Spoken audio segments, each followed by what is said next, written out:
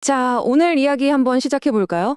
한 건물주의 아주 단순한 사업 고민에서 출발하는데요. 이게 듣다 보면 인생의 목적, 그리고 삶 전체를 관통하는 깊은 철학으로까지 이어집니다. 정말 흥미로운 내용이에요. 이게 실제 한 건물주가 던진 질문이라고 합니다. 근데 이거 어디서 많이 들어본 고민 같지 않으세요? 우리 대부분이 인생에서 한 번쯤 마주하는 그런 갈림길이잖아요. 한때는 나를 성공하게 만들어줬던 바로 그 일이 이제는 내 발목을 잡고 있을 때 대체 뭘 어떻게 해야 할까요?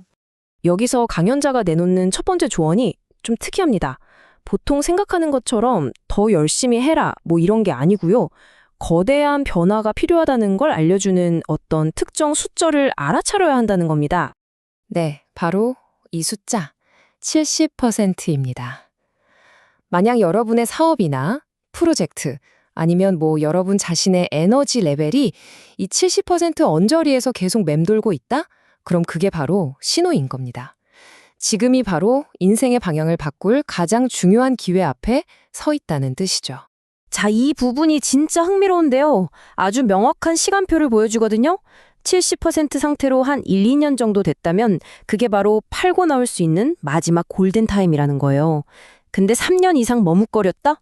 그럼 걷잡을 수 없는 내리막길로 들어서는 거고요. 그러니까 딱 1년 더 버티는 그 시간이 현명한 탈출과 완전한 실패를 가르는 분기점이 될 수 있다는 거죠. 좀 무섭죠. 아니 근데 왜 하필 70%에서 떠나는 게 그렇게 중요할까요? 그 답은 정말 파격적인 생각에 숨어 있습니다. 뭐냐면 우리가 지금껏 쌓아 올린 부라는 게 애초부터 온전히 내 것이 아니었다는 겁니다.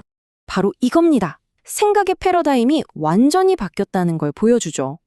옛날에는 이건 내 돈이야. 무조건 지켜야 해. 이게 통했다면 새로운 시대의 생각은 이건 사회의 돈이고 나는 더 높은 목적을 위해 이걸 잘 관리해야 해 라는 거죠. 완전히 다른 게임의 규칙입니다. 그러니까 핵심은 이거예요. 우리는 돈의 주인이 아니라 관리인이라는 겁니다. 일종의 청지기인 셈이죠. 그리고 여기서 중요한 건 그 청지기라는 직책은 언제든 회수될 수 있다는 사실입니다. 자, 그럼 내가 좋은 청지기인지 아닌지 우주라고 해볼까요? 우주가 어떻게 알 수 있을까요? 이 강연에 따르면 우주는 아주 예상치 못한 정말 사소하고 무심한 방식으로 우리를 시험대에 올린다고 합니다. 한번 상상해 보세요. 친구랑 술 한잔 하다가 친구가 툭 던지는 거예요. 야, 너 돈도 많이 벌었는데 그래서 그걸로 뭐 할 거냐? 그럼 대부분은 그냥 허허 웃으면서 글쎄 말이야 하고 넘기겠죠. 하지만 바로 그 순간 그 무심코 튀어나온 대답이 사실은 시험의 답안지라는 겁니다. 그게 바로 우주를 향한 당신의 진짜 대답인 거죠. 만약 그 대답에서 돈에 대한 더 높은 목적이나 철학이 보이지 않는다? 그럼 당신의 청지기 역할은 그걸로 끝이라는 겁니다. 그럼 만약 당신이 그 70% 지점에서 변해야겠다라고 결심해서 시험을 통과했다고 칩시다. 그럼 이제 뭘 해야 할까요? 다행히도 강연자는 새로운 목적을 찾기 위한 아주 구체적이고 실용적인 계획을 제시합니다. 방법은 의외로 간단해요. 일단 가진 자산을 전부 현금으로 바꾸는 겁니다. 그리고 그중 70%는 그냥 안전한 곳에 넣어두고 절대 손대지 마세요. 그럼 나머지 30%는? 이걸 투자하는 겁니다. 주식이나 부동산이 아니고요. 바로 공부에 투자하는 거죠. 물론 여기서 말하는 공부는 학교 공부 같은 게 아니에요.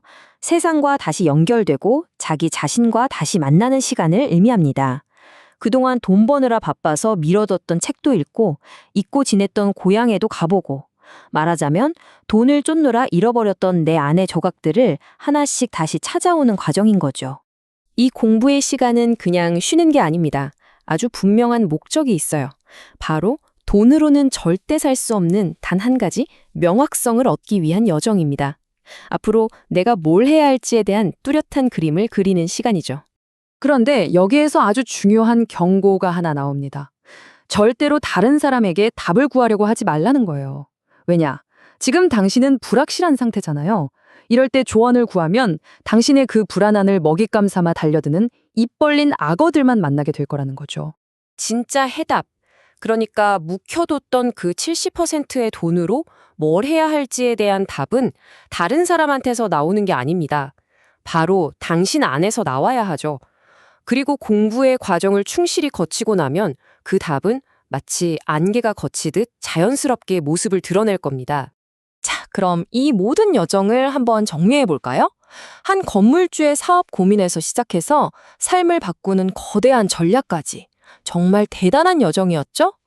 이 표가 전체 경로를 잘 보여주네요.